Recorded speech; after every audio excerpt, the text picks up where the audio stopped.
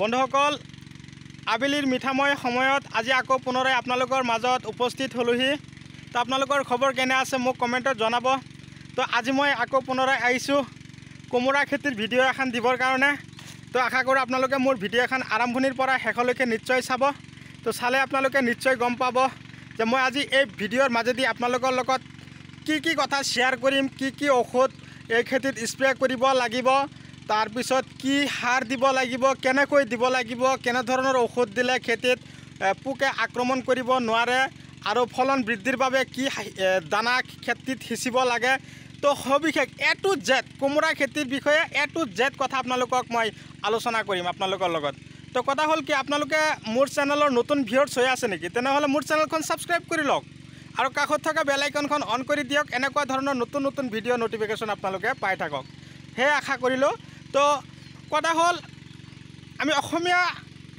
সকলে যাতে খেতি বাতিৰ ওপৰত আমি মনোযোগ হ'ব পাৰোঁ যাতে সকলোৱে আমি খেতিত আগ্ৰহীৰে বাট চাই থাকোঁ যাতে আমাৰ খেতি কৰাৰ সকলোৰে এটা ভাল ইচ্ছা আগ্ৰহী জাগি উঠে সেইকাৰণে মই আজিও আপোনালোকলৈ কোমোৰা খেতিৰ ভিডিঅ' দিবলৈ গৈ আছোঁ কেৱল আমি কিয় বহি থাকিম আমিও খেতি কৰিম আমিও যাতে খেতিৰ ওপৰত মনোযোগ দিব পাৰোঁ কেনেকুৱাকৈ খেতি কৰে কি পদ্ধতিত কৰে মই আজি আপোনালোকৰ লগত এ টু জেড কথা আলোচনা কৰিবলৈ গৈ আছোঁ তো প্ৰথমতে মই আলোচনা কৰিম কোমোৰাৰ খেতিৰ বিষয়ে তো কোমোৰা খেতিত মই যে প্ৰথমতে গুটিখিনি ৰুই দিলোঁ তাৰপিছত গুটিৰ পৰা গজালি মেলিল তো গজালিৰ পৰা গছ আকৌ ডাঙৰ দীঘল হ'বলৈ আৰম্ভ কৰিলে তো এতিয়া গছত মই কি ঔষধ দিলোঁ কি সাৰ খেতিত সিঁচিছিলোঁ আৰু কি দানাত দিলোঁ তো আপোনালোকক এ টু জেড মই দেখুৱাই দিম মই সিদিনাখনো এই কোমোৰা খেতিৰ ভিডিঅ' আপোনালোকলৈ পঠিয়াইছিলোঁ তো আজি আকৌ পুনৰাই আপোনালোকৰ মাজত অহাৰ কাৰণ হ'ল মই কি দিলোঁ খেতিত সেই কথাখিনি আলোচনাটো কৰিব লাগিব আপোনালোকে যদি ইচ্ছা কৰে যে খেতি কৰিম তেনেহ'লে আৰু দেৰি নকৰি আপোনালোকেও লাগি যাওক তো সময় 2024 বৰ্ষৰ এয়া ফেব্ৰুৱাৰী মাৰ্চ মাহ আমাৰ মাজত উপস্থিত হ'লেহি এতিয়া আমাৰ সোণালী সুযোগ এতিয়া যদি আমি কোমোৰা গুটিবিলাক আমি পচাইখিনি লগাব পাৰোঁ তো আমাৰ সকলোৰে গছখিনি এতিয়া মোটামুটি কথা হ'ল গৰমৰ ভাৱটো আমাৰ মাজত আহি গৈছে তো এতিয়া বসন্তকালো আমাৰ সন্মুখতে আহিছে কলিয়াও ইনাই বিনাই মাতিব আমাৰো বহুত এটা ভাল লাগিব যেতিয়া আমাৰ খেতি বাতিবিলাক এনেকুৱা ধৰণৰ হ'ব কোমোৰাৰ হওক বেলেগ খেতিয়ে হওক তেতিয়া আমাৰ কিমান যে এটা ভাল লাগিব বন্ধুসকল তো আপোনালোকে খেতি কৰি ভাল পায় যদি তেনেহ'লে কমেণ্টত জনাবচোন তো আজি আলোচনা আৰম্ভ কৰা যাক নেকি তো মই যেতিয়া এই খেতি কৰিছিলোঁ নহয় খেতি যেতিয়া মই আৰম্ভ কৰিছিলোঁ বা হাল মাৰিবলৈ আৰম্ভ কৰিছিলোঁ তেতিয়া মই কি কৰিছিলোঁ জানে বিঘাই প্ৰতি মই এনেকুৱা ধৰণৰ এয়া আপোনালোকে দেখা পাই আছে খাটি চূণ আপোনালোকে দেখা পাই আছে মই 7 কিলো বিঘাই প্ৰতি সিঁচি লৈছিলোঁ এয়া চাওক কিষাণ বায়ো চূণ আপোনালোকে নামটো শুনা পালে মই আপোনালোকক চূণৰ নামটো কৈ দিলোঁ এই চূণ সিঁচি মই কোমোৰাৰ গুটিখিনি লগাইছিলোঁ লগোৱাৰ পদ্ধতি 3 ফুট বাই 3 ফুটকৈ আপোনালোকে লগাব মই আগৰ পৰাই আপোনালোকক অলৰেডি কৈ থাকোঁ এতিয়া গছৰ চেহেৰা চাওক চূণ দিলে মানে কি হয় মই যে আপোনালোকক চূণৰ পেকেটটো দেখুৱাই দিলোঁ চূণ দিলে তাৰমানে মাটিত এক ধৰণৰ আইৰণ থাকে পানীত যেনেকুৱা আইৰণ থাকে তেনেকুৱা আইৰণে কি কৰে গছত শিপাখিনি তাৰমানে ডিষ্টাৰ্ব কৰে আগবাঢ়ি যাবৰ কাৰণে বাধা হয় আৰু এই আইৰণখিনিয়ে শিপাখিনি ৰঙা কৰি পেলায় তাৰ কাৰণে গছ কিন্তু হঠাৎ কৰি কি হৈ যায় পাতখিনি ফুলিও যায় হঠাৎকৈ গছখিনি মৰিও যায় তেনেকুৱা সমস্যাৰ সন্মুখীন হওঁ এতিয়া কথা হ'ল গছখিনি যে এনেকুৱা হ'ল কোমোৰা দুটা এটাকৈ লাগিবলৈ আৰম্ভ কৰিছে কোমোৰা এতিয়া ডাঙৰ হ'ব মই এতিয়া উঠাই কিনে বজাৰলৈ বিক্ৰী কৰিম তাৰ কাৰণে গছত কি ধৰণৰ ভিটামিন দিলে কোমোৰা গছ আটাইতকৈ বেছি ফলদায়ক হ'ব ফলন বৃদ্ধিৰ বাবে মই আপোনালোকক এটা ভিটামিন দেখুৱাই দিছোঁ তো আপোনালোকে অকণমান কষ্ট কৰি মোৰ ভিডিঅ'খন চাবলৈ যত্ন কৰক আৰু মোৰ কথাখিনিৰ ওপৰত আপোনালোকে ফ'ল' কৰক আপোনালোকে মোৰ কথাখিনি ফ'ল' কৰি যদি আপোনালোকেও খেতি কৰিম বুলি ভাবিছে কৰক আপোনালোকেও 100% খেতিয়ক বা খেতি কৰাৰ কাৰণে আগ্ৰহী হৈ যাব তো খেতিত আপোনালোকে ফলন বৃদ্ধিৰ বাবে মই আপোনালোকক দেখুৱাই দিছোঁ নিশ্চয় আপোনালোকে দেখা পাই আছে এই ইমেজ নামৰ এটা ভিটামিন আছে সেই ইমেজ নামৰ ভিটামিনটো আপোনালোকে কোমোৰা খেতিত স্প্ৰে কৰিবচোন আবেলিৰ সময়ত স্প্ৰে কৰিব সপ্তাহত এবাৰকৈ আপোনালোকে স্প্ৰে কৰক আপোনালোকে চাব পাৰিব যে এই ইমেজ ঔষধটোত কিমান এটা পাৱাৰ আছে। আপোনালোকৰ কোমোৰা গছত 50-ৰ পৰা 70টাকৈ কোমোৰা আপোনালোকে গছৰ পৰা কাটিব পাৰিব। গম পালে? এই ভিটামিনৰ কাম কি?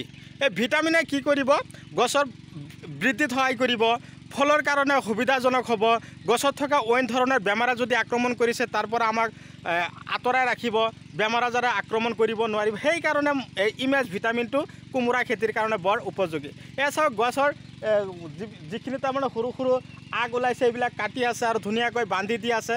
তাৰমানে কি খেতিত মানুহ এজন লাগিয়ে থাকিব লাগে, গোটেই দিন ধৰি খেতিত লাগিয়ে আছে এনেকুৱাকৈ। তো কথা হ'ল কি, এটা হাজিৰা ল'লেও মিনিমাম ধৰক 500 টকা এটা যায়। কিন্তু কথা হ'ল কি, আপোনাৰ এদিন যদি আপুনি বজাৰলৈ ভালদৰে চব্জি বিক্ৰী কৰিব পাৰে তো মোটামুটি কথা 15,000 পৰা 20,000 টকা এটা ভাল খেতি যদি আপোনালোকে কৰে লাভান্বিত হ'ব পাৰিব। মিনিমাম এদিন এটা বজাৰৰ পৰা 15,000 পৰা 20,000 টকা এটা পাই যাব। তো সোণ ৰূপ মানুহে এনে কিনিব নালাগেতো, আমাৰ খেতিতে এইবিলাক গছতে লাগি থাকে যেন এনেকুৱা এটা অনুভৱ হয় কেতিয়াবা। যেতিয়া আমি খেতি কৰোঁ নহয়, খেতিৰ পৰা যেতিয়া বিক্ৰী কৰা আৰম্ভ হয় তেতিয়া যেন গছতে সোণ ৰূপ লাগি থাকে, এনেকুৱা এটা অনুভৱ আমি কৰোঁ। তো বন্ধুসকল, ভিডিঅ' চাই কেনে লাগিল কমেণ্টত জনাব। এতিয়া মই আপোনালোকক দেখুৱাই দিম এই কোমোৰা গছখিনিৰ পাতখিনিও হালধীয়া হৈ যায়, কেতিয়াবা পোকে আক্ৰমণ কৰে, বগামাছি বহে।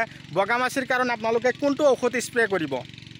তো উৰণীয়া পোকেই হওক, চেত্ৰিকাৰী পোকেই হওক, এইবিলাক ঔষধ যেতিয়া আপোনালোকে স্প্ৰে কৰিব তেতিয়া আপোনালোকে এটা কথা মনত ৰাখিব, আবেলিৰ সন্ধিয়াৰ আগমুহূৰ্তত আপোনালোকে কি কৰিব লাগিব?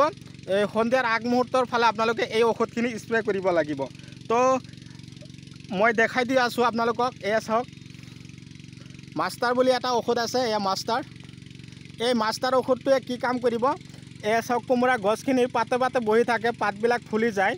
তাৰ কাৰণে বহুতে মোক কমেণ্ট কৰি আছে বা বহুতে ফোন মাৰি থাকে, দাদা এই কোমোৰা গছৰ পাতখিনি ফুলি গৈ আছে, তাৰপিছত কি হয় তিয়হৰ গছৰ পাতখিনি ফুলি গৈ আছে, তাৰ কাৰণে গছত আমি কি ঔষধ স্প্ৰে কৰিলে আটাইতকৈ তাৰমানে লাভান্বিত হ'ব পাৰি।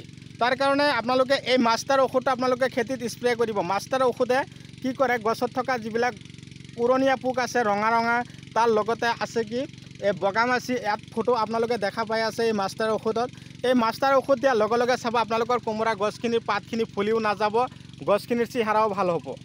তো এতিয়া দেৰি নকৰি মই আৰু এটা ঔষধ আপোনালোকক দেখুৱাই দিছোঁ। তো কোমোৰাৰ কিছুমান সৰু সৰু থাকোঁতে কি হয়, সৰু সৰু কোমোৰাখিনিৰ মাজে মাজে কি হয়, ফুটা কৰি দিয়ে। এনেকুৱা ছিদ্ৰকাৰী পোকো আছে, ফুটা কৰি দিয়াৰ ফলত আমাৰ এটা সমস্যাৰ সন্মুখীন হওঁ। এনেকুৱা ধৰণৰ কোমোৰা যেতিয়া গছত লাগে তেতিয়া চাব কোমোৰাবিলাক ফুটা হৈ যায় বা ফুটা কৰি দিয়ে। তেতিয়া আপোনালোকে কোনটো ঔষধ গছত স্প্ৰে কৰিব? আপোনালোকে চাওক, ইয়াত লিখা আছে ডেঞ্জাৰ। এই ডেঞ্জাৰ ঔষধটো আপোনালোকে গছত স্প্ৰে কৰিবৰ কাৰণে আগ্ৰহী হ'ব। ডেঞ্জাৰ ঔষধটো গছত দিয়াৰ লগে লগে কি হ'ব, এই ছিদ্ৰকাৰী পোকবিলাক গুচি যাব আৰু এই গছত আপোনালোকে ডেঞ্জাৰ ঔষধটো মিনিমাম সপ্তাহত এবাৰ স্প্ৰে কৰিব, বেছি নিদিব। বেছি দিয়াৰ লগে লগে গছৰ পাতখিনি হালধীয়া হোৱাৰ সম্ভাৱনা থাকিব। যদি গছৰ পাতবিলাক আকৌ হালধীয়া হয়, মক্সিমেট এটা ঔষধ আছে, এইটো দিলে আপোনালোকৰ গছৰ পাতখিনি ভাল হৈ যাব। তো বন্ধুসকল, ভিডিঅ' চাই কেনে পালে কমেণ্টত জনাব আৰু যিমান পাৰে মোৰ ভিডিঅ'খিনি আপোনালোকে শ্বেয়াৰ কৰিব। আৰু তাৰ লগতে মই আপোনালোকক আলোচনা কৰিবলৈ গৈ আছোঁ আপোনালোকৰ লগত যে কি ধৰণৰ দানা খেতিত সিঁচিব লাগে। IKU এটা দানা আছে, চাব পেকেটত লিখা থাকে, আপোনালোকে য'তে পায় আপোনালোকে কিনি খেতিত দিব। এই দানাটোৱে গছত তাৰমানে শিপাৰ কাম কৰিব। শিপা যদি গছত ঠিক নাথাকে, মানুহৰ ভৰি যদি ঠিক নাথাকে, এনে খোজকাঢ়াত কিন্তু বহুত অসুবিধা। তেনেকুৱাই গছে যদি খাদ্য যোগান ধৰিব নোৱাৰে, পানীৰ যোগান ধৰিব নোৱাৰে, তেনেহ'লে গছ কেনেকৈ জীয়াই থাকিব? তাৰ কাৰণে IKU মই আপোনালোকক পেকেট দেখুৱাই দিছোঁ।